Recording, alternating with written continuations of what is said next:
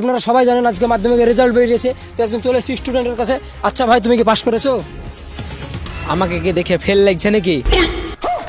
Pass করেছি আমি। বাহ, খুব ভালো। তো তুমি কত পেয়ে পাস করেছো? প্রত্যেকটা সাবজেক্টে 25 করে নম্বর পেয়ে পাস করেছি। আমাদের মতন শিক্ষিত ছেলে ভারতবর্ষে পাওয়া যাবে বলে দিনি। আমরা কত গুড লেভেলের স্টুডেন্ট। ये सब क्या देखना पड़ रहा है? अच्छा है मैं अंधा हूँ। আচ্ছা, তুমি যে পাস করেছো তার জন্য খুশি, না খুশির পিছনে আরো কোনো কারণ আছে? আরো অনেক কারণ আছে। কি?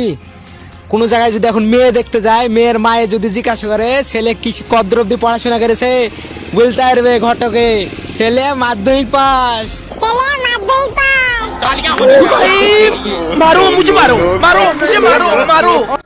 আচ্ছা ভাই, তুমি যে পাস করলে, তোমার এই পাস করার পিছনে সবচেয়ে কার অবদান বেশি?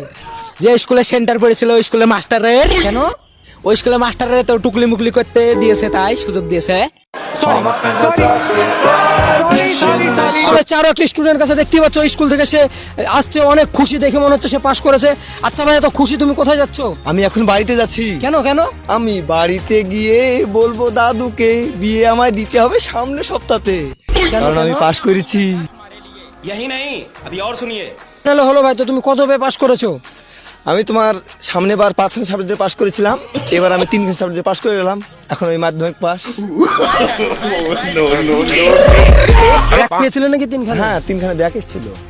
তো আমি এখন মাধ্যমিক পাস, বাড়িতে যাব আর দাদুকে বলবো বিয়ে ভাই দিতে হবে আমাকে।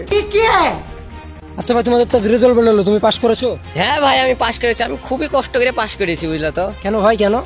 কি বলবো তোমার কষ্ট কথা। আমাদের বাড়িতে কারেন্টের ব্যবস্থা নাই, ক্লাবে যায় সব বিড়ি খাইতো, বিড়িতে পড়ে পড়ে আজকে পাশ করেছি ভাই। বিড়ির আলোতে পড়ে তুমি পাস হ্যাঁ, করেছো? বিড়ির আলোতে পড়ে আমি পাশ করেছি। Music.